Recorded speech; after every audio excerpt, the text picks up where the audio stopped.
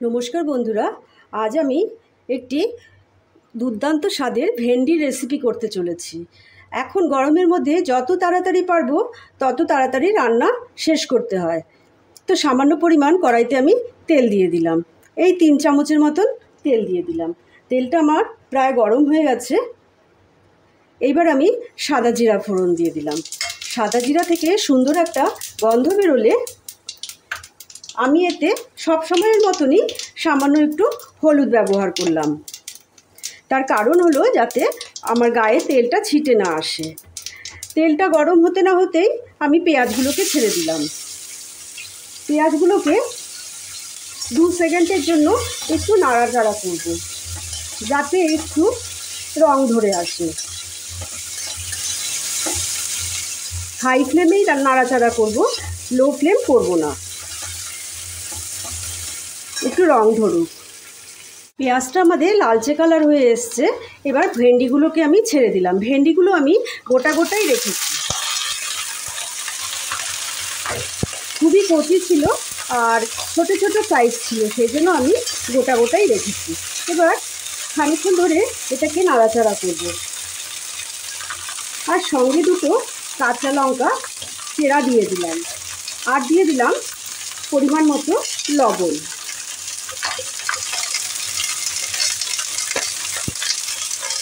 এবার ভালো করে এটা নাড়াচাড়া করে মজতে দেবো।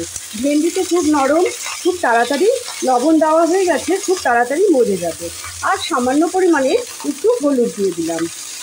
খুবই সহজ এই রেসিপিটা। ভাত, রুটি, পরোটা সব কিছুর সঙ্গে এটা খাওয়া যাবে। যদি আমার রেসিপিগুলো ভালো লাগে তাহলে অবশ্যই লাইক, শেয়ার, কমেন্ট, সাবস্ক্রাইব অবশ্যই কিন্তু করবেন। আমার পাশে থেকে আমাকে সহযোগিতা করার চেষ্টা করবেন।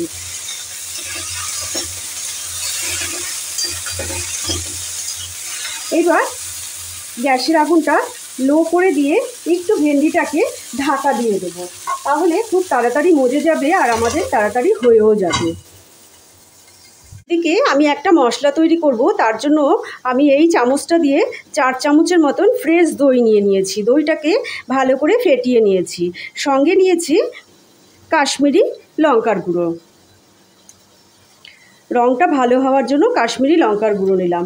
আর সঙ্গে নিয়েছি জিরে, ভেজে নিয়েছি। সেই ভাজা জিরেটাকে আমি গুঁড়িয়ে নিয়েছি। আর সামান্য পরিমাণে, আমি তো ভেন্ডিতে লবণ দিয়েছি, আর সামান্য পরিমাণে আমি লবণ দিলাম দইয়ের এটাকে ব্যালেন্স করার জন্য। আর সামান্য একটু চিনি ব্যবহার করলাম। এটাকে এখন ভালো করে ফেটিয়ে নেব। সুন্দর করে ফেটিয়ে নিয়ে রেডি করে রাখবো। আপনারা যদি ধনেপাতা ব্যবহার করতে চান তাহলে ধনেপাতার ব্যবহার করতে পারেন। আমি একটু ধনেপাতা কেটে নিয়েছি। আর এতে যদি টমেটোর ব্যবহার করতে চান তাহলে টমেটোর ব্যবহার করবেন। আমি প্রথমে ভেবেছিলাম ব্যবহার করব, তাই কেটেছিলাম, কিন্তু এখন আর ব্যবহার করব না। এই মশলাটা আমাদের তৈরি হয়ে গেল। আমি আরেকটা মশলা তৈরি করছি। এখানে আমি 2 চামচের মতো বেসন নিয়েছি। এই বেসনটাকে একদম লো ফ্লেমে ভাজা করে নিতে হবে। এটাকে আস্তে আস্তে মিনিট 5 ধরে ভাজা করে নেব। যত লো ফ্লেমে ভাজা করবেন ততটাই কিন্তু ভালো হবে। বেসনের রঙটা যাতে চেঞ্জ হয়ে আসে। রঙটা যখন চেঞ্জ হয়ে যাবে তখন বুঝতে পারবেন বেসনটা আমাদের কিন্তু হয়ে গেছে। ক্রমশ নাড়াচাড়া করে যেতে হবে। আমাদের নতুন বন্ধু হলে পাশে থাকা বেল বাটনটা যাতে অবশ্যই প্রেস করে দেয়, তাহলে সবার আগে নোটিফিকেশান আপনাদের কাছে পৌঁছে যাবে।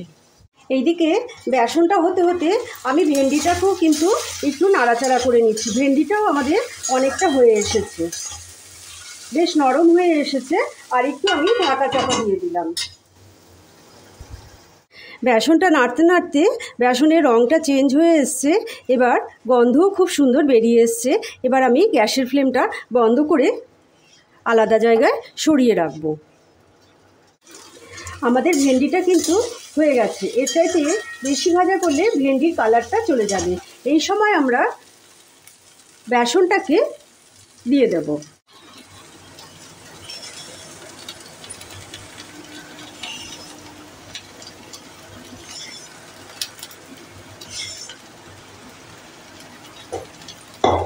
সমস্ত বেসনটাই আমরা ব্যবহার করে ফেললাম। এবার এটা দিয়ে নাড়াচাড়া করার পর আমরা যে দইটাকে ফেটিয়ে রেখেছিলাম সেই দইটা দিয়ে দেব। এখানে এই যে দইটা ফেটানো আছে সেই দইটাকে আমরা দিয়ে দিলাম, দিয়ে একটু নাড়াচাড়া করে দেব। রঙটাও খুব সুন্দর হবে আর খেতেও কিন্তু খুব দুর্দান্ত হবে। বাটির মধ্যে অনেকটা দই লেগেছিল, তাই এই জলটা আমি দিয়ে দিলাম, দিয়ে একটু নাড়াচাড়া করে নামিয়ে দেব। উপর দিয়ে সামান্য একটু ধনেপাতা ছড়িয়ে দিলাম। এই দই ভেন্ডির রেসিপিটা একবার হলেও বানিয়ে দেখবেন। ভাত, রুটি, লাচ্ছা সব কিছুর সঙ্গেই, রাতে দুপুরে সব কিছুর সঙ্গেই এটা খাওয়া যাবে। আবার কোনো দিন হাজির হয়ে যাব নতুন কোনো রেসিপির সঙ্গে। আপনারা সুস্থ থাকবেন, ভালো থাকবেন।